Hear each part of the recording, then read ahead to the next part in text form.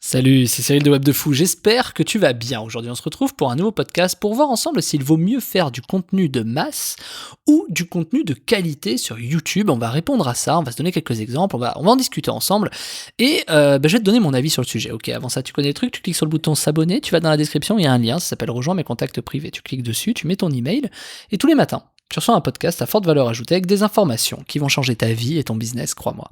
Également, dans la description, il y a un lien pour rejoindre le groupe Telegram. Le groupe Telegram, c'est un endroit où je partage ma vie, la recherche de mes business, des nouvelles idées, je te partage des statistiques que des fois je monte. C'est le cas d'ailleurs pour la formation de la semaine, hein. Je l'avais partagé sur Telegram, etc. Et c'est quand même très pertinent si tu souhaites en savoir plus sur moi, savoir comment je fonctionne, etc. Je pense que c'est le seul canal où je partage tout en fait, Telegram. Donc rejoins-nous, on est quelques milliers, je t'invite à nous rejoindre. Allez, on y va pour le podcast.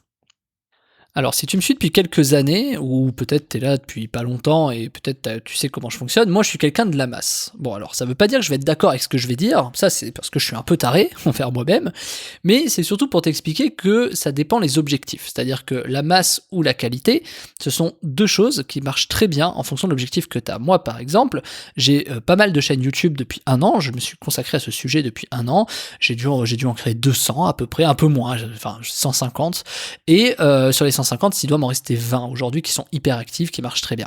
Donc tu vois, c'est pour te dire que la masse a cet avantage, c'est que si j'en avais créé qu'une, déjà ce serait compliqué, tu vois, j'en aurais pas 20, et en plus de ça, j'aurais pas vu ce qui marchait ou ce qui ne marchait pas, puisque le fait de créer de la masse, ça te permet très vite de tester, d'A/B tester, etc. D'ailleurs, si tu fais de la pub, tu sais très bien qu'il faut jamais lancer une pub sur une audience. Il faut lancer au moins 3 pubs avec 3 images, 3 textes sur 3 audiences différentes, minimum, pour que tu puisses te rendre compte de ce qui marche ou de ce qui ne marche pas. C'est aussi bête que ça. Si t'en fais qu'une, t'as pas de certitude. Quand t'en fais qu'une, tu vas te dire, ok, je fais de la merde ou pas, enfin, tu vas croire des mauvaises choses. Et globalement, ça marche. Plus t'en fais, plus c'est. C'est un peu, je t'ai fait très bête, c'est un peu comme miser sur le rouge ou sur le noir ou faire un pile ou face. Quand tu fais un pile ou face, t'as une chance sur 2 de tomber sur face. Mais t'as de plus en plus de chances à chaque fois que tu vas lancer la pièce, t'as quand même peu de chances de tomber sur 11, 12, 15 fois face d'affilée. À un moment donné, tu vas tomber sur pile, tu vois. Et donc, ça veut dire que forcément, il y a un moment donné, la chose s'inverse. Ce que je veux dire là-dedans, c'est que si je lance qu'une fois la pièce, en effet, j'ai une chance sur 2 de perdre, une chance sur 2 de gagner. Mais si je la relance 20 fois, je suis quasiment sûr à 0,000, je connais pas le truc, mais de gagner, que je choisisse face ou pile. Tu vois, si on tire 20 fois, c'est obligatoire, je vais gagner à un moment donné. Donc ça, c'est l'idée de la masse. C'est le principe de tester, il y a un contenu qui va marcher, il y a un truc qui va marcher, il y a un truc qui va marcher, t'as, je sais pas, une pub qui va marcher, un contenu qui va marcher, une image qui va marcher, un texte qui va marcher, tu vois un peu l'idée. Et donc, forcément, la masse te donne la certitude du fait qu'à un moment donné, tu vas avoir de la data, donc de la donnée que tu vas pouvoir analyser, qui va te permettre de dire, tiens, je vais plutôt me concentrer là-dessus et là-dessus. Ça, c'est l'avantage de la masse. Donc ça te permet très vite de te positionner par exemple sur des thématiques. Donc là, en l'occurrence, on parle de YouTube. Donc ça te permet de te positionner sur des thématiques sur YouTube avec des formes de contenu spécifiques, etc., etc. Donc c'est très très intéressant. Maintenant, si on compare ça à la qualité, tu peux pas faire de la qualité en masse. Ça c'est le Graal absolu, tu vois. C'est-à-dire faire de la qualité sur YouTube, de l'extrême qualité en masse. Là, tu renverses le YouTube game du monde, quoi, tu vois. Et c'est quasiment impossible. Pourquoi ? Parce que c'est compliqué quand, par exemple, tu es basé sur... en général, sur YouTube, c'est une personne, tu vois, de base, et tu peux pas te dupliquer. T'as pas le même cerveau, t'as pas les mêmes savoirs, t'as pas les mêmes façons de faire, t'as pas, tu vois. Et donc, du coup, fatalement, tu vois, c'est compliqué. Et puis, il faut quand même te dire au départ que YouTube favorise quand même un algorithme. C'est-à-dire, des fois, t'as des gens qui se retrouvent à faire des millions d'abonnés un peu par chance. Je sais pas si c'est le mot, par chance. Mais voilà. Et du coup, malgré eux, en tout cas, parce qu'ils n'ont pas capté. Le truc, c'est d'aller hacker un peu ce truc-là quand tu fais du contenu de qualité, c'est d'aller trouver une solution qui te permet peut-être, si tu as envie d'être youtubeur, etc., de te positionner très rapidement. Quand je dis envie d'être youtubeur, ça veut dire que YouTube draine un maximum de trafic, tu vois. C'est-à-dire, soit par exemple pour faire du lead, parce que tu es dans du business en ligne, ou soit parce que tu veux faire de l'argent passif avec des vues YouTube. On va plutôt s'attarder sur cette deuxième, c'est-à-dire le revenu passif sur les vidéos YouTube. Pourquoi ? Parce que t'es vachement limité en fait en marketing online. T'es vachement limité pour du business en ligne. Tu vois, tu vas monter. En gros, en France, t'as peut-être, je sais pas, entre 50 et 70 000 personnes qui s'y intéressent en France, tu vois, pas en francophonie. En francophonie, tu dois être peut-être 200 ou 300 000, tu vois. C'est-à-dire, je compte les Canadiens, je compte les Suisses, je compte les expats, je compte les Africains, je compte tout ça, quoi. Les gens qui parlent français un peu partout, quoi. Donc, du coup, tu te rends compte que, ok, l'audience, mais tu vas pas monter à 20 millions, tu vois ce que je veux dire? 20 millions, tu peux pas monter dans des taux comme ça, à part si tu fais des choses qui atteignent tout le monde, c'est-à-dire des choses en rapport, par exemple, hein, avec du voyage, avec du divertissement, avec de l'humour, des trucs comme ça. Tu vois, même les jeux vidéo, j'en ai parlé plus tôt, tu pourras jamais avoir 20 millions d'abonnés, à part si tu t'attaques à des marchés étrangers. Tu vois, je parle de France parce que tu m'écoutes en français, mais évidemment, sur des marchés chinois ou américains, t'as des trucs de fou à faire dans beaucoup de thématiques. Et l'avantage ultime du contenu de masse, c'est que ça fonctionne à partir du moment où en plus tu peux le scaler à l'international, que tu peux le faire dans toutes les langues. Et ça devient complètement fou. C'est-à-dire que ça devient illimité, en fait. Alors que le contenu de qualité, tu vas devoir avoir un traducteur, tu vas devoir avoir un machin, quelqu'un qui, en fait, se brand, c'est-à-dire se montre et se montre à ta place sur une langue que tu ne maîtrises pas. Et donc, c'est très compliqué de se dupliquer soi-même. Donc, il faut trouver des systèmes. Alors que le contenu de masse, quand tu y réfléchis, tu es capable, si tu as des bonnes solutions, tu es capable de faire ça en masse. Par contre, tu n'auras pas la qualité. Tu vois, c'est très compliqué. Moi, si demain, j'étais capable de me dupliquer moi-même, ce serait extraordinaire, je pourrais faire énormément de choses. Tu vois, mais c'est impossible. Donc on fait comment? Et c'est là où la masse a son côté pertinent. Maintenant, prenons un autre exemple. Prenons la chaîne sur laquelle tu m'écoutes, qui s'appelle Web de Fou. À l'inverse, je fais de la qualité, je te donne des conseils, je mets du temps de chez moi, etc. Et forcément, je me rémunère pas, par exemple, avec des vues ou de l'affiliation. Je me rémunère en vendant mes formations sur ce temps-là, sur YouTube. Enfin, sur YouTube, sur mes podcasts, sur Web de Fou, je voulais dire. Et donc, je sais que YouTube me draine un peu de trafic. Pas des masses, pas de ouf. Tu vois, parce que moi, mes podcasts sont pas axés du tout sur YouTube. Mon trafic vient bien d'ailleurs. Il vient de Facebook, il vient de publicité, il vient d'affiliation, il vient de plein de choses, mais il vient pas de recherche naturelle. Alors que c'est un peu paradoxal parce que c'est un peu le sujet de la formation de la semaine. Mais sur le principe, parce que moi, c'est quelque chose, c'est un choix très personnel. Je veux pas me positionner en tant que leader. J'ai pas une appétence à être leader sur mon marché de business online. Pourquoi? Parce que moi, Web de Fou, et tu le sais, je veux que ça reste quelque chose de bien. C'est-à-dire quelque chose de cool. T'es pas sans savoir, je pense, enfin, ou pas, d'ailleurs, je te le dis si tu le sais pas, que quand ta passion devient ton métier, c'est un gros danger. Et moi, ma passion aujourd'hui, alors je sais pas si c'est une vraie passion, mais c'est quelque chose que j'aime faire. J'aime animer du contenu, j'aime animer des communautés, etc. Mais je veux que ça reste une sorte de détente. Il y en a qui vont voir ça comme un métier, ils sont morts, ces gens qui voient ça comme ça. Moi, je le vois comme un truc cool, tu vois. Je me sens pas obligé, je me sens pas. Tu vois, quand je te partage des trucs sur Telegram ou quand je te fais ce podcast, je suis content de te le faire. Je peux te partager des infos, des machins. Je le fais parce que je le fais globalement à mes équipes. Donc en fait, limite, même moi, tu vois, ça peut déléguer mon management parce que je peux dire à mes équipes, bah, tiens, écoute ces podcasts. Tu vois l'idée? Je vais loin dans le délire, mais c'est pour te dire, voilà pourquoi. Et Web de Fou doit rester cool, parce qu'à partir du moment où ça devient un sacré business qui tourne, qui fait des machins, des trucs, ça devient trop chiant à gérer et j'arrête. Et tu peux être sûr que le jour où ça devient trop gros, je ferai en sorte que ça ne devienne pas gros, tu vois, c'est le principe. Par contre, si je veux quand même me positionner et faire beaucoup de choses sur YouTube et que je veux que ce soit gros, ça veut pas dire que je sais pas comment faire. Ça veut juste dire qu'il y a d'autres méthodes qui fonctionnent. Donc moi, j'ai créé d'autres chaînes sur lesquelles, par exemple, je mets pas ma gueule, ou je mets pas mon nom, je mets même pas mon contenu, je mets pas mon machin. Tu sais pas que c'est moi, tu regardes peut-être des vidéos de moi sans savoir que c'est moi, tu vois, c'est ça qui est fou. Même probablement, parce que quand je cumule l'audience globalement, c'est quasiment sûr que tu regardes au moins quelques-unes de mes vidéos sans savoir que c'est moi.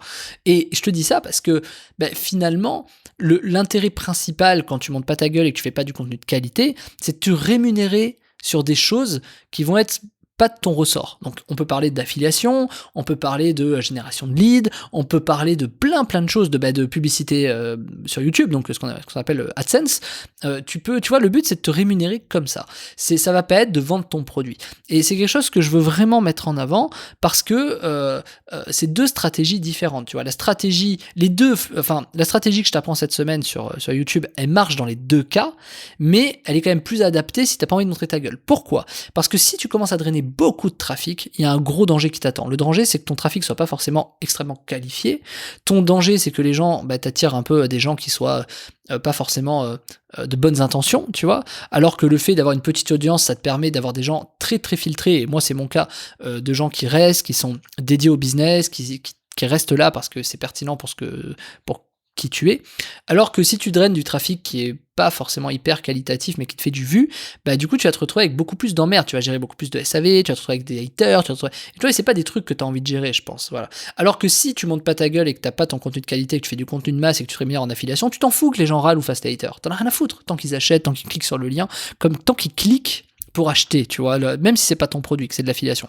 Et c'est ça le but qu'on va aller chercher, tu vois, dans cette formation. C'est d'aller ramener, en fait, tous les mecs qui vont pouvoir exploser tes clics sur la description ou qui vont pouvoir exploser ton revenu sur les publicités sur YouTube parce que les mecs, tu vas proposer des trucs irrésistibles. Et en fait, ces trucs irrésistibles, ça va drainer tellement de trafic qu'il y aura tellement de mecs, il y aura tellement un taux de clics par impression. Moi, je suis monté jusqu'à 15-16%, c'est-à-dire que sur 100 personnes qui voyaient ma vignette, il y en avait 16 qui cliquaient, c'est énorme. Et du coup, pour ceux qui font du YouTube, ils savent que c'est énorme, 16% de CTR. Et du coup, une fois que ces gens cliquent, toi, ça te fait monter aussi dans les barres de recherche, c'est-à-dire que du coup, les gens, ils tombent beaucoup plus sur ta vidéo parce que ton contenu est beaucoup plus intéressé, etc., etc., etc.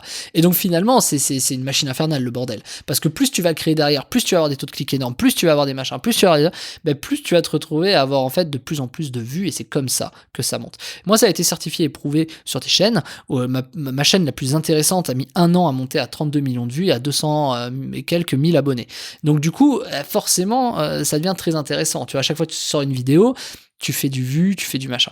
Donc, t'es sûr de faire X euros. Tu vois, c'est quand même fou de te dire, ok, je peux me permettre de créer du contenu en 5 minutes, et je sais que ce 5 minutes-là, ça va me donner X euros. Tu vois, c'est ça, moi, ça, c'est un kiff extrême d'avoir ça. Moi, je kiffe de me dire, tiens, voilà. Et si je veux faire un peu plus de qualité, je fais un peu plus de qualité. Est-ce que pour autant j'ai gagné plus? Pas forcément. Donc c'est là où en fait on fait de la séparation. C'est pour ça qu'un contenu de masse est très difficilement qualitatif et qu'un contenu qualitatif est très difficilement un contenu de masse. Parce que tu peux pas mettre la même intention, tu peux pas mettre le même cœur et tu peux pas mettre la même fréquence dans cette publication-là. Donc il faut choisir. C'est bête, mais il faut choisir. Après, la méthode que moi je t'apprends cette semaine, qui s'appelle Hack YouTube de 0 à 10 000 vues par jour en 7 jours, c'est quelque chose qui te permet dans tous les cas d'y arriver, peu importe le choix que tu fais. Mais je veux que tu comprennes que c'est quand même plus adapté à certaines choses. C'est un peu comme... je vais essayer de te dire ça, regarde. Je sais pas si je vais te parler de cuisine, on s'en fout, mais je vais te parler de cuisine.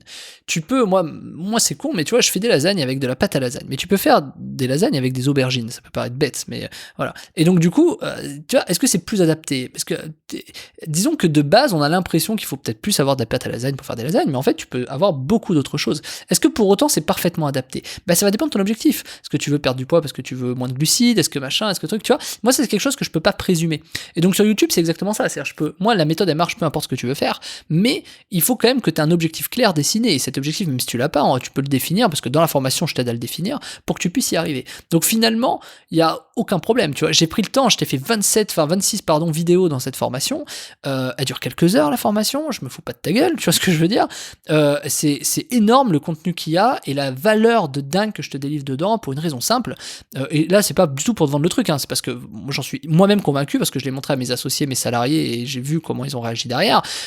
Clairement, ça te retourne le cerveau et ça va te défoncer. Enfin, t'as des chances de pas dormir cette nuit tellement tu vas avoir d'idées, tellement tu vas vouloir faire de choses.